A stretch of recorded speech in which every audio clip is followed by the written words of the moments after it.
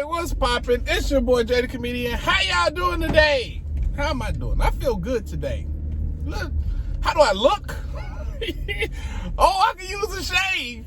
But anyway, today, this is an ExJw video, so you know what to do anytime you see an ExJw video. You hit the like button and you leave a comment to help the YouTube algorithm show it to as many people as possible. And if you are new to the channel, welcome! Look at them calf muscles. Woo, woo, woo. Top three best calf muscles I've ever seen in your life. Ever seen in your life. In my life. Together. Anyway, if you're not going to receive another calf muscle compliment today, you can thank me by subscribing. I would appreciate that. Anyway, let's get to the video. You see, in Illinois, there's a little court case going on. I don't know if you guys are familiar with it, but these elders are completely and utterly being thrown under the bus by the WATCHTOWER Bible and Tract Society, and they don't appreciate it. Oh, they don't appreciate it at all. Actually, they don't appreciate it so much that they're in court right now fighting for their freedom, trying to explain to the court why it was okay for them to do what they did. Now, what did they do? Well, they basically found out that a child was being attacked, assaulted for years, and they said nothing.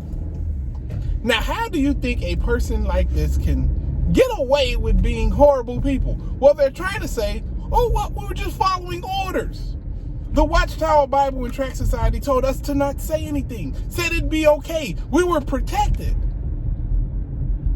Oh, ain't that like, if that's not the most ironic thing in the world, them sitting in jail with their very freedom and lives hanging in the balance over some mess that the WATCHTOWER Bible and Tract Society told them would be okay. You know, like, it'll be okay. Don't say anything. Yeah, child's being hurt, but it's cool. You're protected. Don't worry about that kid. If somebody needs to figure it out, they'll figure it out on their own. We'll leave it in Jehovah's hands. So apparently leaving in Jehovah's hands and not the local law enforcement hands comes with very, very big penalties, because they're trying to upgrade their sentencing into like a felony. Like right now it's at a misdemeanor, but they're like, nah, this went on for 12 years, over a decade. I think we need to make this a felony. And I would agree with them, because this is the thing. Yeah, you can be misled by this organization, and yeah, you can be led astray. But at the moment you see a human being being hurt and you being okay with that for 12 years, I have lost all and every morsel of remorse I could possibly have for you. Go to jail forever, please. Don't drop the soap. Or drop it. I don't know. You might have butterfingers. You might like dropping the soap. I don't know how you get out. Either way, I'm glad that they are going through what they're going through now. And it's one of those things to whereas this should wake people up. Like, ladies and gentlemen, if you don't believe me, there's a court case that is happening this Thursday, the 29th of April, this Thursday.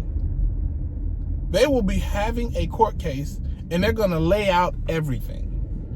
So I want you to check it out. Listen to it. Read up on it.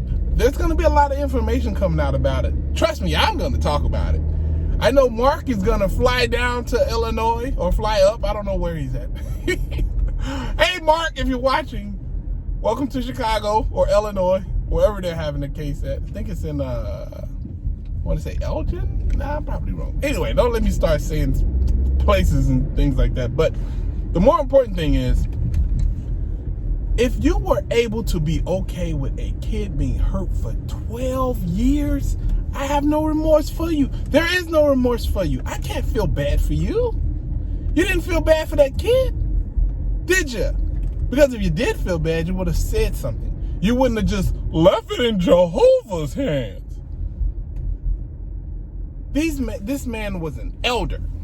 You understand? He took up a position in which he was told it would be his job to protect the organization. And I'm sure he's probably disfellowshipped a bunch of people for doing a bunch of different things. I'm sure.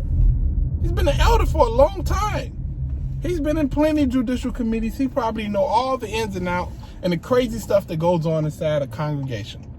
You know how invested they are inside of their members. You know how they want to listen to every single detail inside of every single thing that happens inside of their organization.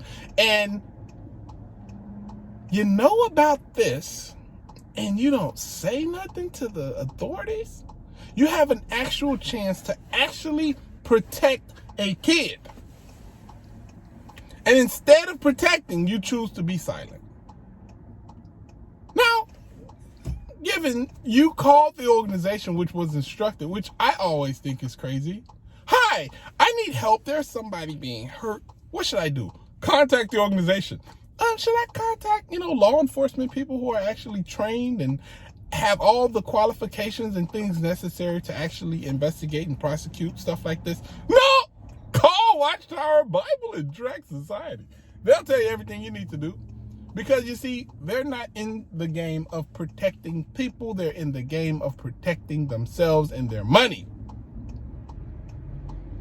Even now, he hasn't learned that, because right now, you'd think that, one of their spiritual brothers who listened to their advice, who's in court right now fighting for his freedom, that they'd assist him in some type of way. No assist. All shots, no assist. They aren't helping this man at all. They're not sending a dime in legal assistance. They aren't doing a single solitary thing to help this man. And I find it funny. I don't know if he's going to continue to be a witness after this. I wouldn't. I would have left a long time ago, obviously, but I'm Jay the comedian. But the point is, he let this happen, and he tried to fall back on, well, the organization said it'd be okay. And that's another problem right there. Their organization has so much power in people's lives that they are willing to forego their own morality because the organization said it'd be okay.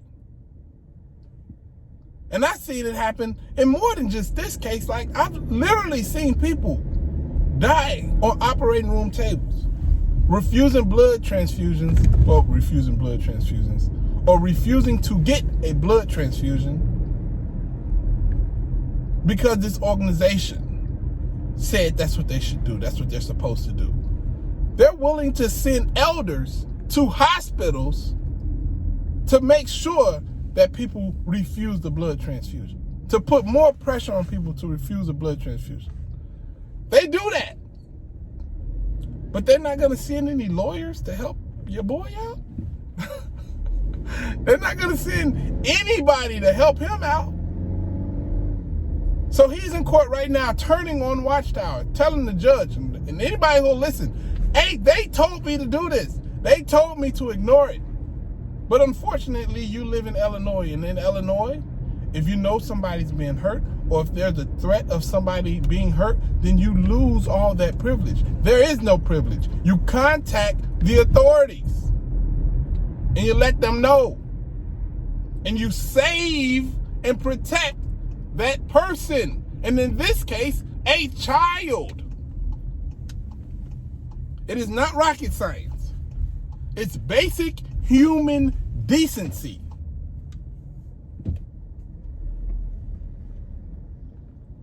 It's not even like you got to do something really heroic, Because there are times in life where you don't know exactly how far you're willing to go to help somebody else. If you saw a child fall into a river, would you jump in that river to help that child? I don't know. I would like to say yes, but I had 2 kids of my own. I don't know if I would be brave enough to make that risk. I would like to say yes, but nobody knows until they're in that position. But they're not even in that position. They had to do nothing but pick up a phone. They could have did it freaking anonymously. Nobody had to know. They didn't even do that. So excuse me if I do not feel bad for anything that happens to him. I do not.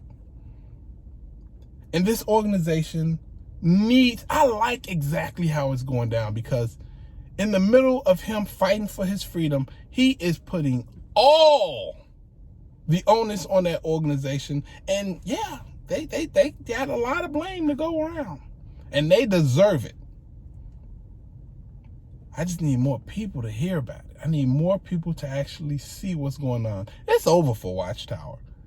All these new YouTube channels that's coming up, all these new people who are stepping up and fighting and speaking out on the craziness that this organization is guilty of. Yeah, it's gonna get bad, and it's only gonna pick up speed.